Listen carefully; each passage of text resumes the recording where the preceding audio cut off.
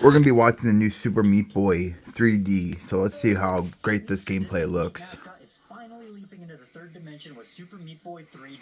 I play the original 2D Meat Boy, but this one looks a little bit more challenging though. Originally started its life as a flash-based side-scroller on Newgrounds, Yep. translating the blood-soaked precision platforming that defined the original 2010 cult classic into a fully three-dimensional space.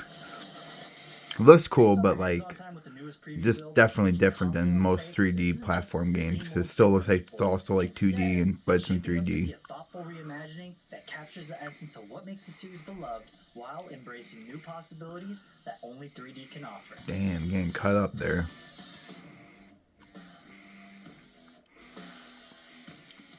For those unfamiliar with the series, Super Meat Boy is a high-speed platformer that follows the adventures of a skinless protagonist attempting to rescue his girlfriend, Bandage Girl, from the villainous Dr. Oh yeah, that's right. That's the whole story of it.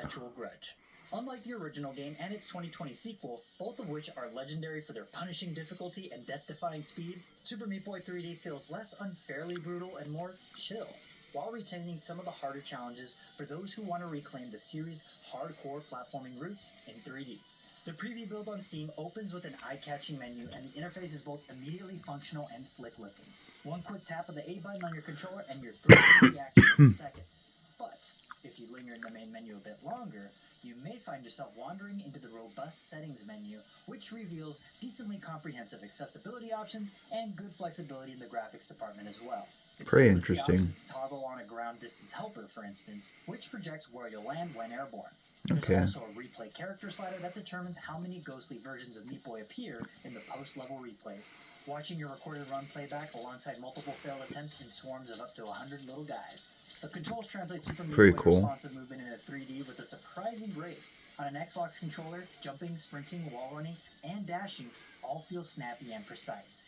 Meat Boy does have a slightly floaty quality in midair that took a few untimely deaths to get the hang of, but a midair dash ability default map to X allows you to correct trajectory mistakes on the fly, a crucial addition given the added complexity of navigating a 3D space.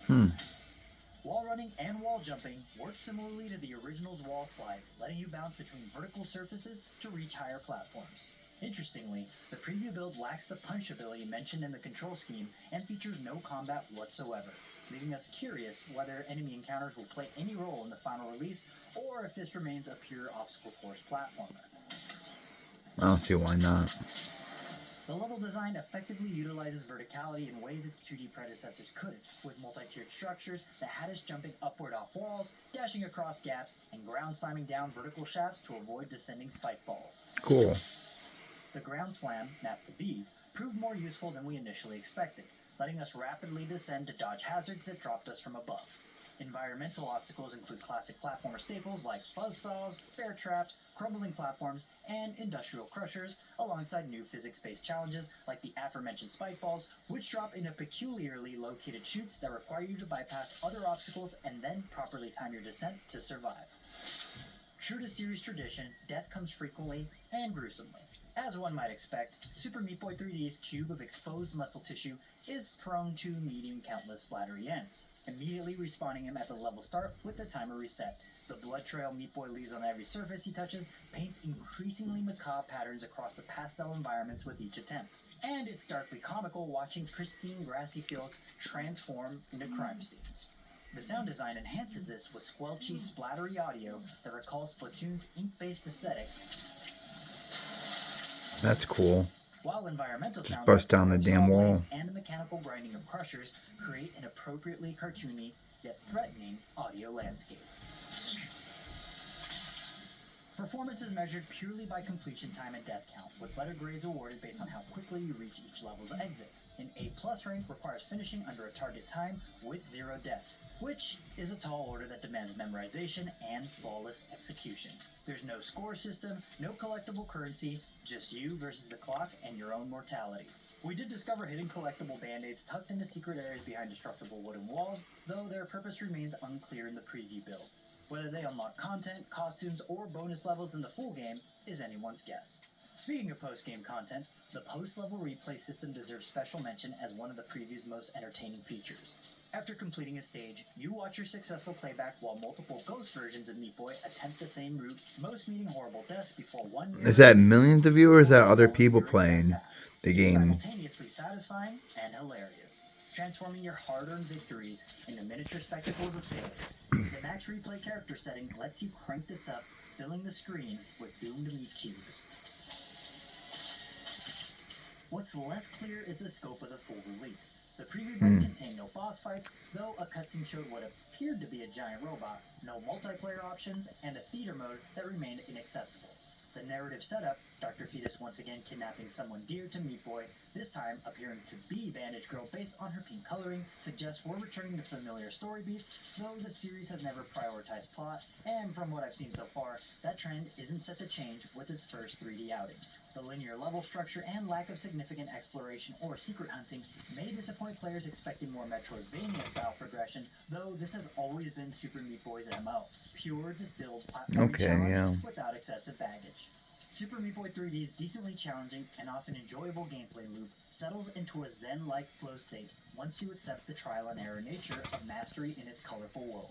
This is very much a podcast game, something that you can successfully zone out to while listening to something else. And by the fifth run through the preview build, we couldn't help but think about how strong a fit it will be for Steam Deck owners who like to sneak in play sessions before bed. That's not necessarily criticism. There's value in games that don't demand your complete emotional investment, and this is undeniably one of those games. It's just a shame that there's no Nintendo Switch 2 version currently announced. Half joking.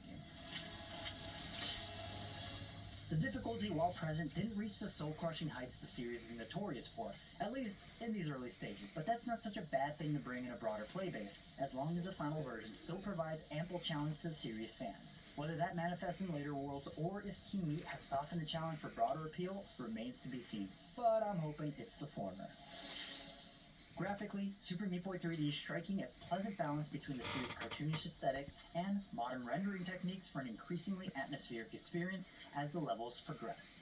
The preview build already teases robust graphics options, including a nice list of anti-aliasing methods, post-processing effects, shadow quality, global illumination, reflections, and foliage density. While DLSS remained grayed out in my build, the game ran silky smooth at near 144 frames per second on an RTX 4070 Ti with excellent optimization even at maximum settings on an ultra-wide 3440 by 1440 display.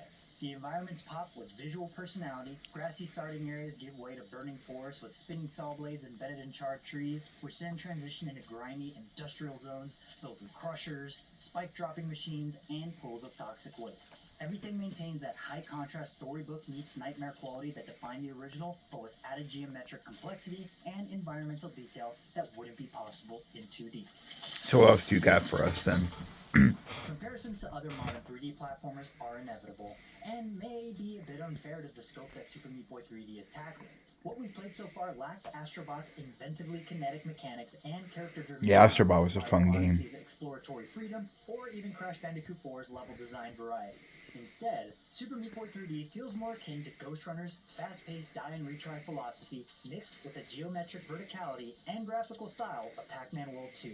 And then, just heavily distilled from there down to something much smaller and tighter, like a cube of tightly packaged meat in a convenience store freezer. There are no rings or coins to collect here, just brutal platforming, and this reinvention does it smoothly enough to feel satisfying even after several back-to-back runs of the same preview content. Your skills will improve with each run, hitting more A+ ranks as your muscle memory develops. At least that addictive, just one more try quality that defined the original is totally present here. The question is whether Team Meat can sustain that momentum across a full game, and whether enough content variety and surprises await in the full release to justify the journey into 3D. Super Meat Boy 3D shows promise as a faithful translation of the series' darker, cartoon comedy appeal into 3 dimensions with responsive controls, strong performance, and level design that embraces verticality while maintaining the tight challenge loops that made the original special. But, at least at this point in its development cycle, significant questions remain about the scope of its content upon release. How well its combat will feel in action, Alright, I mean, it looks okay, you know, like, I played the original, but, Look out below! you know, I just want to see what it was rated. But yeah, I feel like it looks okay. I would definitely, give it a chance and play and everything. Let me know what you think in the comments down below. Like, comment, share, subscribe, and I'll see you in the next video. Also, I put the original link to the original video down below too. See you.